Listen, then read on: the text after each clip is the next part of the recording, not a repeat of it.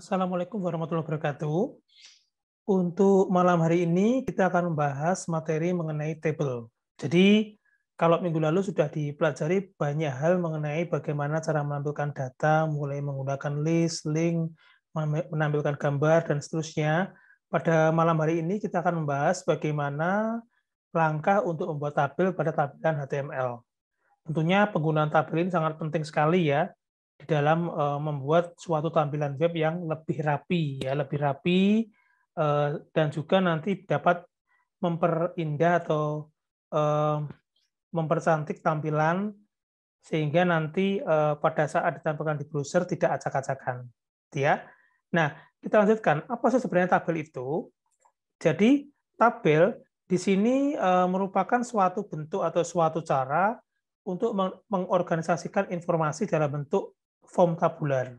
Ya, kalau misalnya kalian pernah mengamati Microsoft Excel, biasanya di situ di Excel kalian akan menjumpai kumpulan kotak-kotak ya, yang bisa diisikan informasi. Nah, kurang lebihnya sama seperti ini ya. Jadi nanti kita membuat tabel dengan bentuk tabular form, bisa menggunakan satu tabular atau lebih dari satu tabular.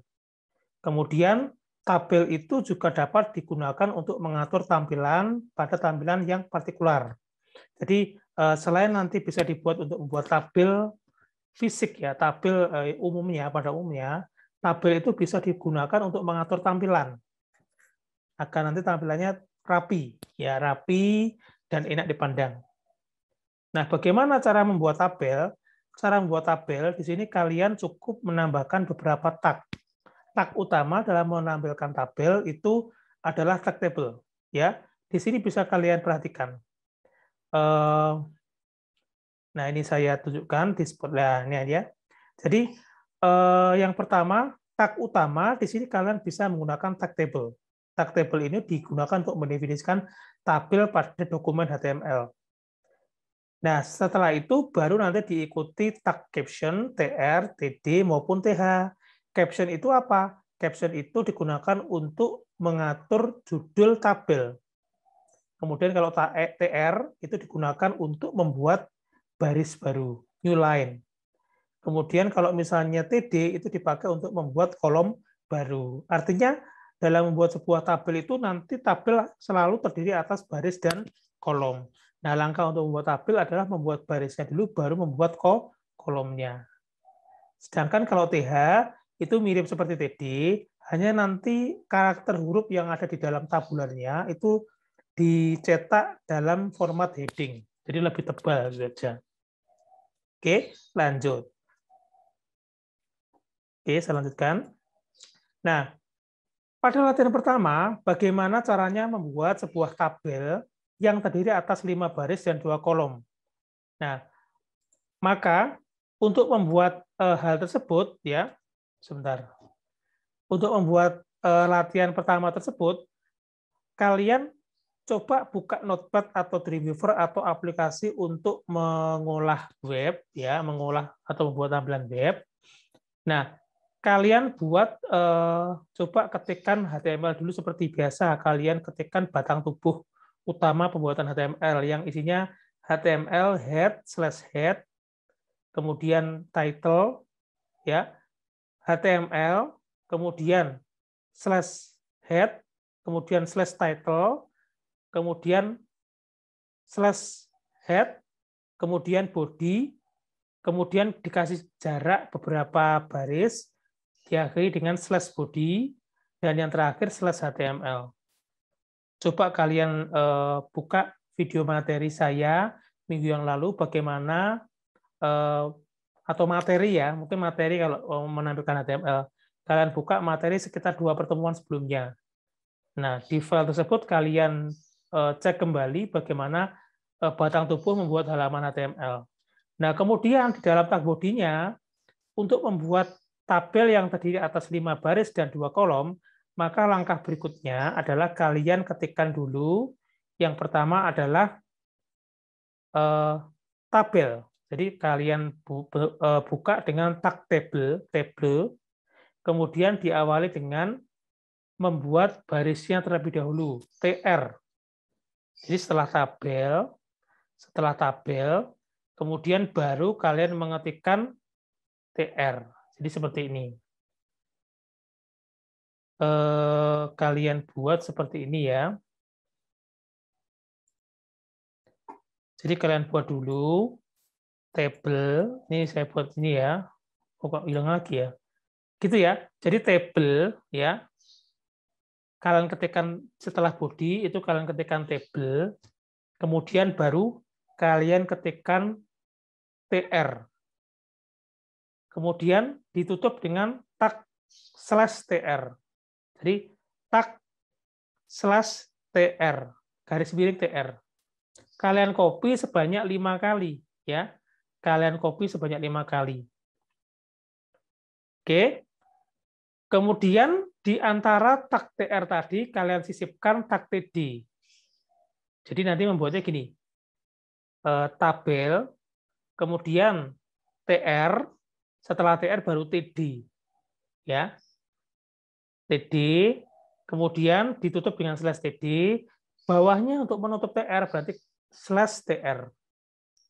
Nah, kumpulan apa tadi?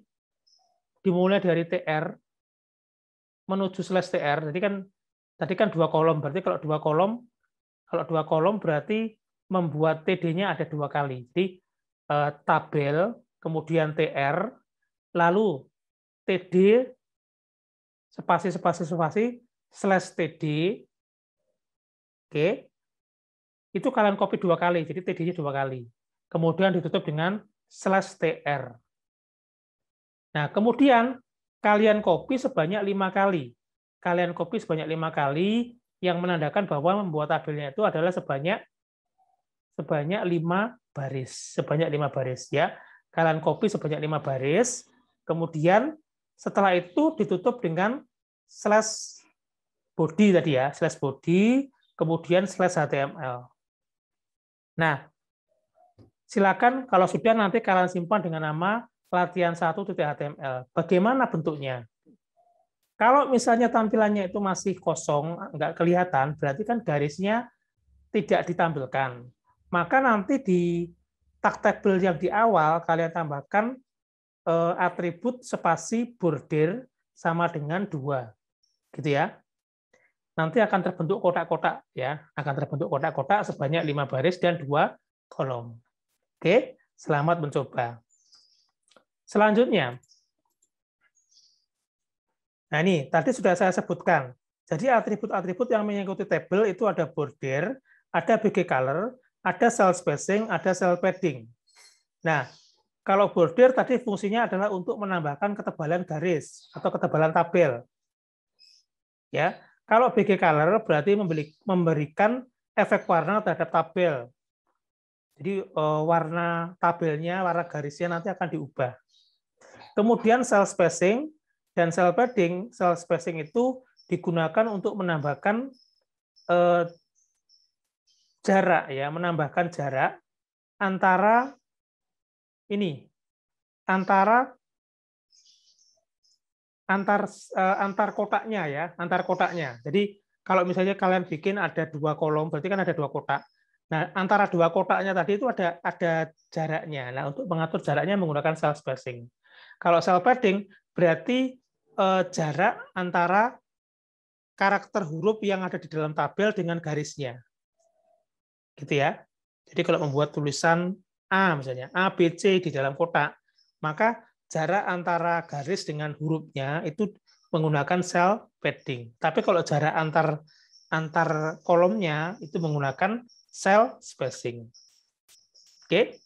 Kemudian TR, TD, ini ada juga beberapa atribut yang mengikuti. Ada width, ada height, BG color, row span, dan call span.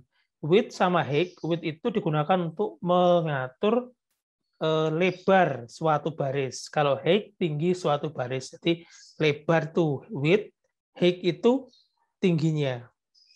BG color memberikan efek warna pada setiap selnya tadi. Kalau row span berarti menggabung 2 atau lebih baris. Jadi menggabung baris ya. Menggabung baris itu berarti yang ke bawah sini, menggabung baris. Kalau call span berarti menggabung kolom. Ya, sama dengan merge kalau misalnya di Excel ya.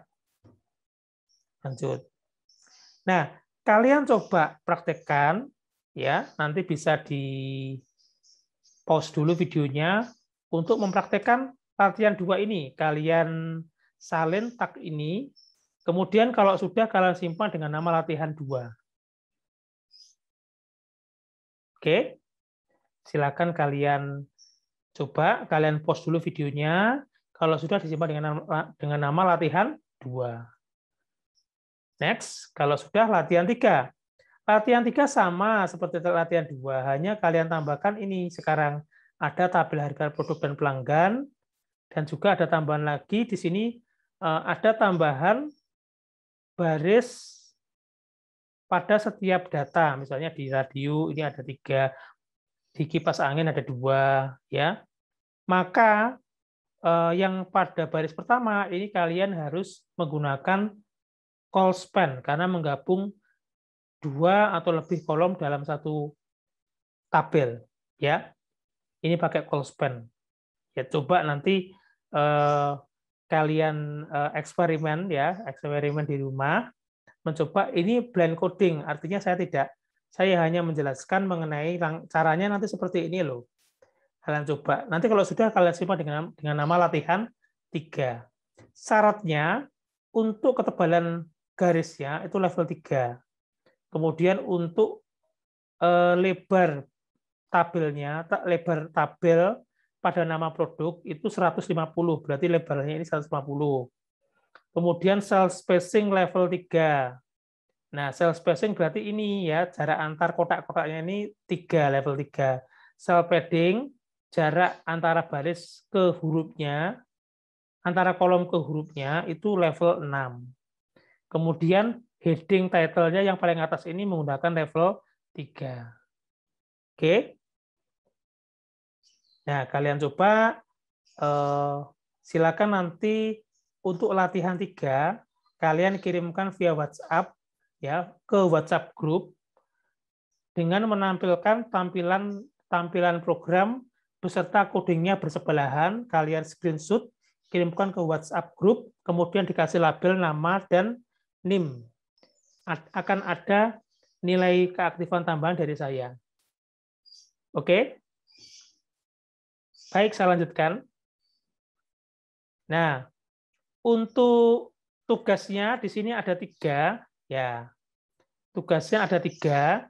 Nanti ada kode A, kode B, dan kode C. Bagaimana pembagiannya? Pembagiannya ini nanti akan saya kirimkan via WhatsApp group, ya. Jadi yang mengerjakan kode A ini kelompok berapa, kode B kelompok berapa, kode C kelompok berapa. Oke. Jadi membuat tampilan seperti ini tugasnya, tugas ketiga. Membuat tampilan tabel seperti ini. Untuk pembagian kodenya, itu nanti akan saya kirimkan via WhatsApp group setelah perkuliahan yang sudah kalian simak ya setelah itu. Baik, jika ada pertanyaan, silakan kalian tanyakan melalui WhatsApp group. Bukan Wapri ya, melalui WhatsApp group. Oke, dengan demikian untuk perkuliahan hari ini saya kira sekian. Kita lanjutkan kembali untuk perkuliahan selanjutnya minggu depan. Bila itu daya, wassalamualaikum warahmatullahi wabarakatuh.